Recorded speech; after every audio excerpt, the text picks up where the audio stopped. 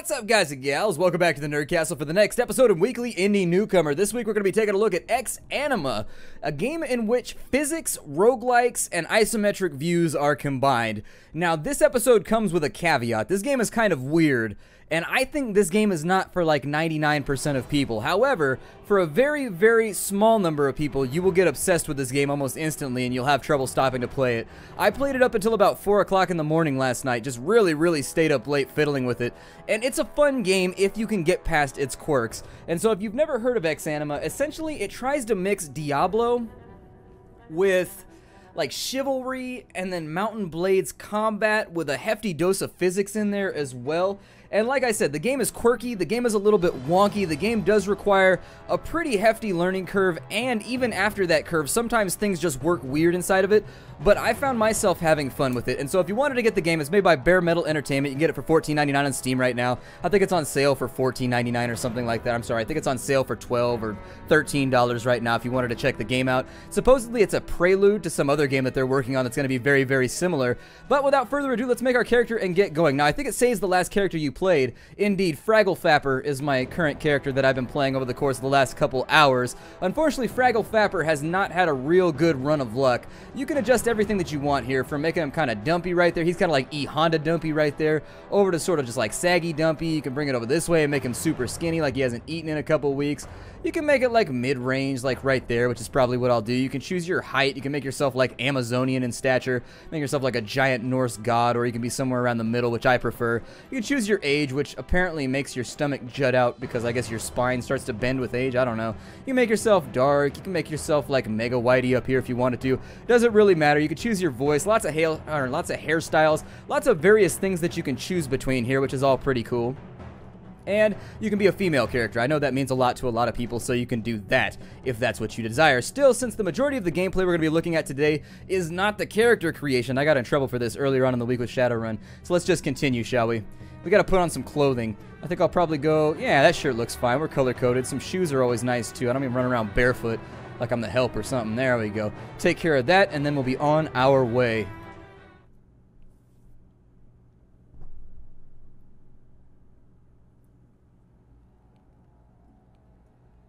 Alright, so we're on the first level of the dungeon right now, so it's not procedurally generated, but the first thing you want to know about this game is the control scheme is going to turn a lot of people off. It's very similar to what you would see in old Resident Evil titles, meaning that the facing of your character is important to the direction that you move.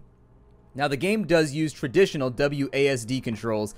A makes you turn to the left, D makes you turn to the right, S makes you walk backwards, and W, of course, makes you go forwards, but it's all with respect to the direction your character is facing. So W makes me turn forward even when I'm facing in this direction right here. And so as long as you're facing that way, W actually swaps directions. And so rather than having the camera be with respect to, rather than having the movement be with respect to the camera, the movement is with respect to your character's facing. And this is going to be the first thing that really throws a lot of people off, because we have like 10 years of game development telling us that W always makes you go up in accordance with the camera that you're being faced with. And so it's a weird system that you're going to have to get used to. In addition, if you wanted to interact with items, what you do is you just click them and drag them just like that right there. If you take them far enough away from your character, they actually become an item that you can put in your inventory. You put it in your hand right there, and now I have a torch. Unfortunately, the torch is not so great for murdering people, and there will be murder in this episode. Now, alternatively, I don't really like to navigate this game using W, A, S, and D. I hold down right click, which makes you walk,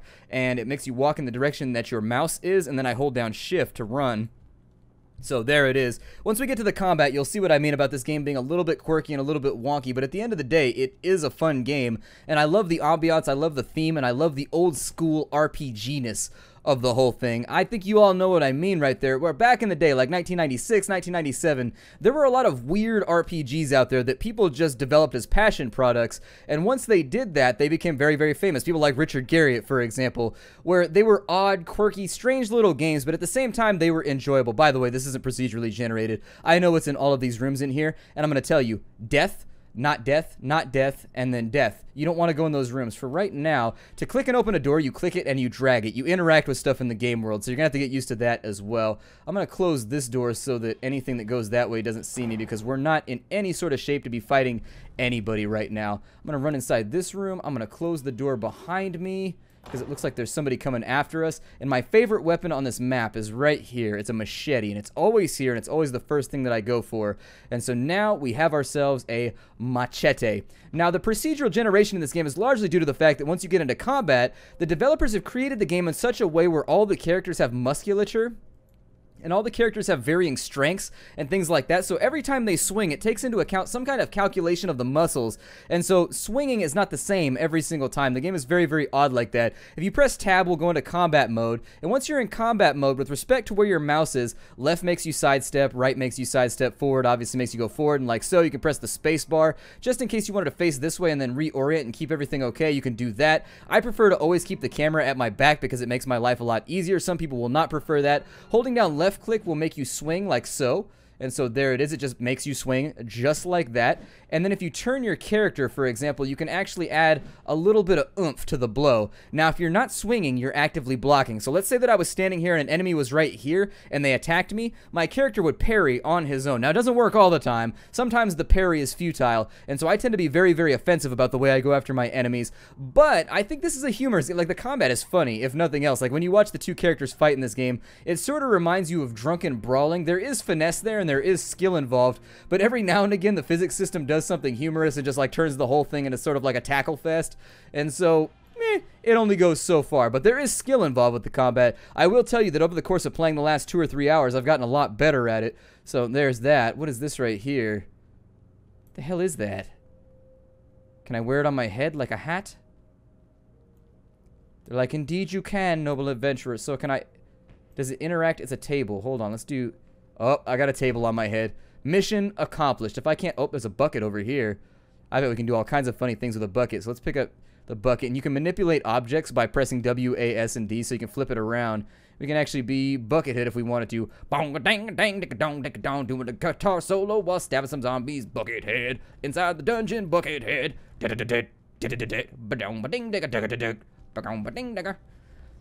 Anyways, fun fact, Les Claypool used to own an auto body shop. Oh, there's an enemy. Door closed. We're not open for business. Go away. My Buckethead is not ready to fight with you. Are you gone yet? These guys aren't necessarily hostile, but they aren't, like, passive either. If you walk too close to them, they will take a swing at you. So I tend to give them my distance because combat is a bad prospect in this game. Combat is definitely skill-based, and combat definitely takes practice. However...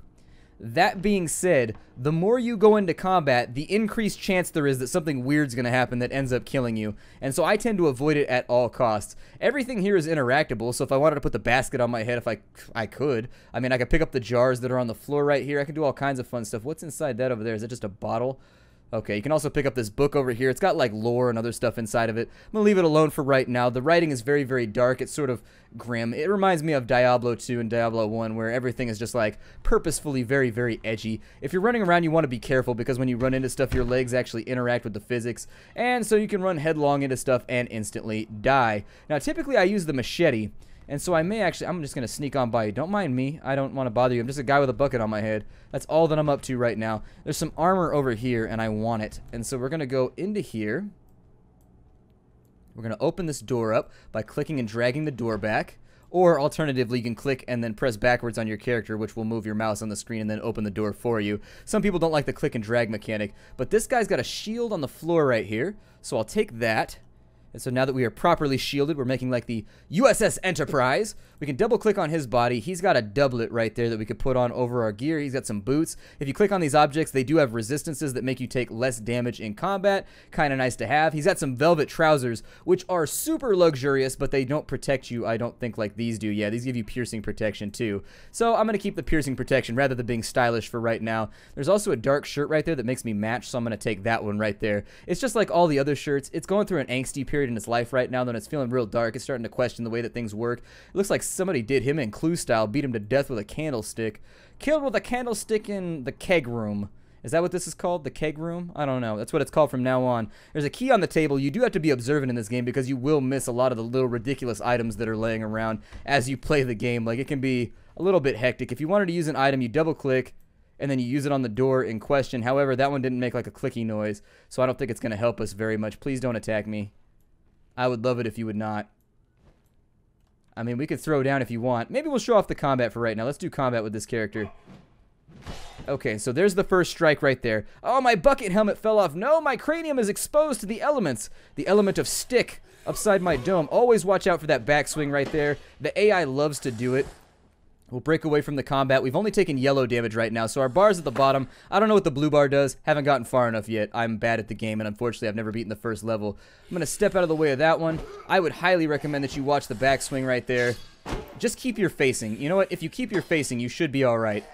So we'll parry that. I'm going to try and parry that. And then I'm going to reorient my camera because I'm running out of hallway here. We're actually losing this fight pretty badly. Let me reorient real fast. Wait for that swing. He came overhead with that one. Try and get in there, and I did land that blow, luckily enough. There, I don't know if that one counted. There we go. We drug one across the back of him. We parried right there. Like I said, if you're not attacking, you automatically parry. So sometimes it's better just let the game do its thing.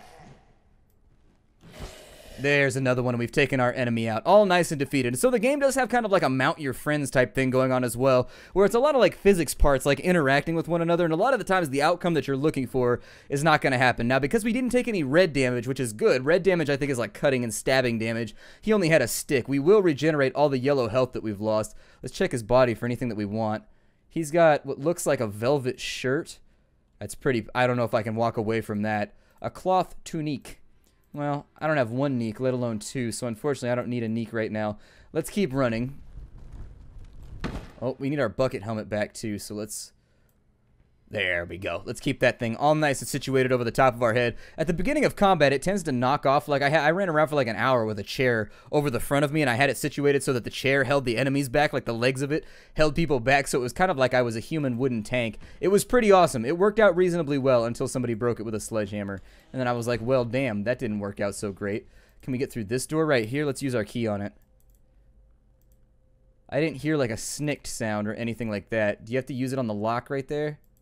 No. This game shows a lot of attention to detail, so sometimes it's little things like that where, like, it won't open because you didn't click the lock, for example, the little tiny lock on the door. Oh, we have friends in here, friends that I don't want to meet. So let's just keep on trucking. Flip this door open real fast. I would recommend not getting stuck in a little room like this if you're going to get into a fight. It looks like there's a book or something right there. What is this? Another book? Okay, that's pretty cool. Is there anything on the floor over there? I don't see anything. That looks like a treasure chest, and you notice how the cursor changed into an X when I was over the top of it? That's because it's lootable. Ooh!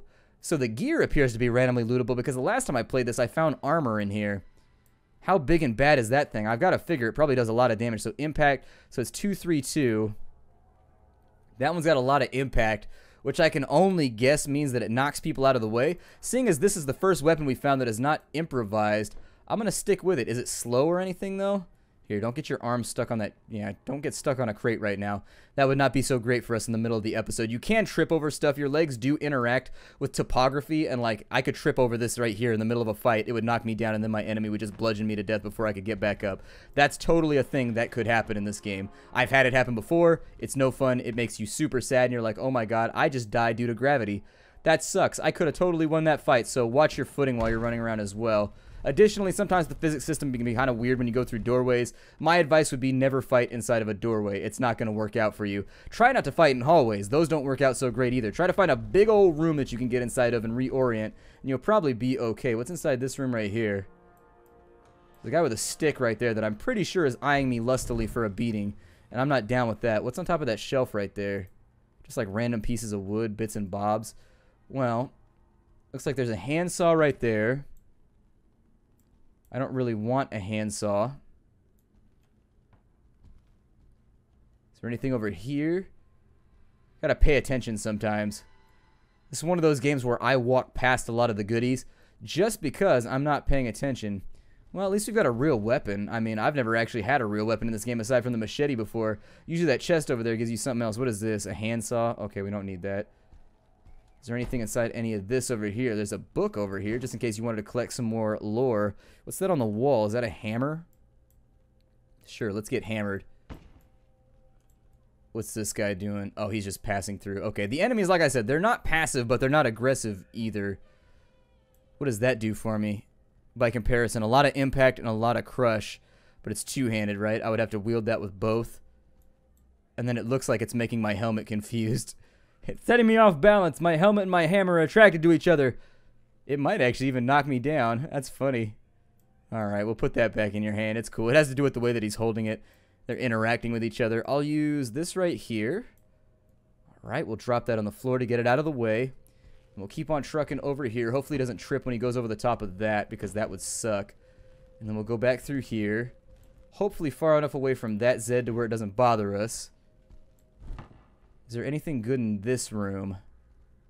There's a couple of tools on the floor over there. Never leave your tools on the floor. Is that openable? Ooh, a chest. Yeah, with gloves inside of it. Sure, I could use a hand covering. That sounds great. And if I run into her, I think she'll attack me. Unfortunately, I think that makes him go hostile. And I lost my bucket helmet, so this is just a banner day for me right now. I don't know if there's actually anything in here. Zoom the camera out a little bit and take a look. This room is full of hazards. Don't fight in here. Bad things will occur. Can we pick up these little sticks? What are those? Stakes. The metal spike. Okay, cool. I don't know how that benefits me, but I took a look at it. He almost tripped on that. Oh, is that a metal pot right there? Hold on, give me the metal pot. Oh, I can't have the metal pot? Why can't I have that? I want to wear a metal pot on my head. Oh, man. Well, at least I got my bucket still. There we go. All nice and fixed up. I can't adventure without a bucket on my head. It's the basic tenet of adventuring. Never go out without a bucket on your head. If you need a head covering, it's a helmet. If you need something to carry water in, hey, there you go. It'll help you carry that around too. I'm going to close my inventory real fast. I don't think there's anything in those boxes or chests. What's over here? Can I open this? I can. That door tried to throw me off. It went the opposite direction. That's not cool. What's in here? Oh, a character that wants to hit me with a weapon. Okay. Well then, let's zoom back out. I'm going to get my facing swapped out real quick like. Should I go into combat mode? Maybe. I don't think it's coming after me right now. We might be able to ignore it. I think there's a locked door over here that we might be able to use that key we found on. So let's go take a look. Is that a chest right there? What is that? Oh, it's just a little crate. Okay. So this right here, can I open you? Let's find out. Ah, there it is. So that's our door. We'll open this guy right here. And let's be careful from here on in. I think shit starts to get real from here. Don't want to fight with you. Prefer to stay out of it. And in fact, the developer, like, it's a recommendation. When you first get into the game, it's like, you know, you don't have to fight everything right. You can just, like, sort of walk away if you want to. Kind of like one of those Age of Decadence things where, like, deep down inside, every gamer just wants to bludgeon everything to death. But it's not always the best course of action. That guy's got an axe. I do have armor now, but not enough to make me feel comfortable about the prospects of fighting with him. I am controlling the camera right now, by the way, so, you know, if there's any camera dysfunction that's driving you crazy, I will take the blame. That one looks like it has a meat hook or something. Oh, man. Okay, so we gotta be in combat right now, which is not gonna be good.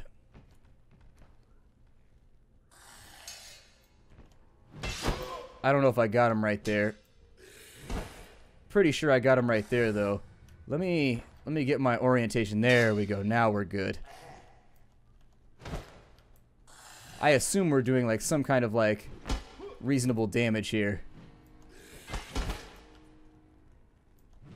Ow. And, of course, we're making friends who are all coming to observe the melee that we're taking part in right now. There we... Are you down yet? Okay, so that one's down. Alright, we took a little bit of damage. Let me get out of combat mode here. Ooh, green shoes, just in case you want to be uber fancy. Just in case you're into that sort of thing. Your green suede shoes rather than your blue suede shoes. Looks like there's a prison cell back up in here. Is there anything we can use? Like, can we rattle these chains or anything? Like, what's up in here? I don't see anything laying on the floor. They gave this guy a trough, but no bed. Ain't that a beezy. Alright. Took a little bit of red damage right there, which means we caught the point. Weapon damage in this game is determined by the part of your weapon that hits the enemy. So let's say that you hit the enemy with the head of the mace. That's where you would do maximum damage, and it would actually do red damage that doesn't regenerate. But if you hit them with, like, the haft or whatever else, you'll actually only do yellow damage. And then, can I pick this up? Oh, please tell me I can. My foot is stuck. No! Stuck in a basin. There we go. Let's work our way out of the bathtub for right now. I have no doubt that we're probably quite smelly and that we should probably bathe ourselves. But now is not the time. Now's not the time. Okay, so on this side, nothing right there. Another bucket just in case you wanted it. Can we search this skeleton? Nothing on the corpse. Some of the areas are illuminated all by their lonesome, but by and large I find that I use my torch quite a bit more than everything else. Let's zoom back out here. And while zoomed out, we'll try and get into here before he comes back maybe. Avoid a fight if we can. My torch is stuck in a wall. There we go. Open that up. Go around. That looks like a turlet. We have no need for that. I mean, I wouldn't be able to know that digitally. He'll have to signal somehow, like in Simlish or something, if he needs a toilet. I don't know if one of these rooms has like a chest where all the prisoner's stuff would go into, but it looks like the majority of these right now are not going to be of any help. Oh, I tripped and fell on my head again. It's okay. I'm used to it. I had this one time when I was a little kid. I was up on the playground and I fell down like 8 times in a row. It was one of the worst days ever. It was like I would get up, fall back down, get up, fall back down. It was like I just could not get my balance that day. And what's weird is like I'm almost 30 years old and I still remember that happening like in kindergarten to this day. Like how much it irritated me that I was just like falling down over and over and over again. The more frustrated I got, the more I fell down. This is the way that we came in. This isn't what I want. Let's go back. We have to go back to the island. Alright, so there's got to be a door in here somewhere that I missed and walked away from. Looks like we got all of those. Maybe one of these guys in here has to die and he's carrying some loot that we need. That's the other possibility. Well, maybe I'll think about jumping one of those other guys then and we'll see if we can find something. I mean, sometimes the little tiny details in here can be really, really hard to pick out amongst everything else. Like occasionally there'll be like a key or something else ridiculous like laying on the ground that's really, really hard to see in one of these stacks. Part of the hardcore element, I guess. I don't know. What is that over there? Looks like there's some stuff laying around. One of these mugs or cups or something. Can I put them in my inventory? Or are they not lootable? Okay, so they're not lootable. The basket right there isn't going to do anything for us. What is that thing? Is that an actual shield or is that like a top of a table or something? Top of a barrel maybe? It's like top of the morning to you, but top of the barrel to you. Can I loot that? No. There's got to be something useful in one of these rooms somewhere. Like I said, this is not a game that is like super conducive for like having other people watch it. Like you kind of have to just like get in there and try it out for yourself. But yeah, the game is called Exanima. For right now, let's go ahead and run on into the pros and cons while I run around and try and figure out what the hell it is I'm supposed to be doing. And I'll see you guys on the other side. In all honesty, deconstructing and placing value on Exanima is a pretty difficult task because it's a game that revels in being detail-oriented and hardcore. Like, the combat isn't accessible, it isn't polished, and it's not easy to learn. And the rest of the game is not something that you can face roll your way through either. Like, you've got to pay attention to little details when you play this game, like keys on top of cupboards and belts that are on shelves and like weird little things like that.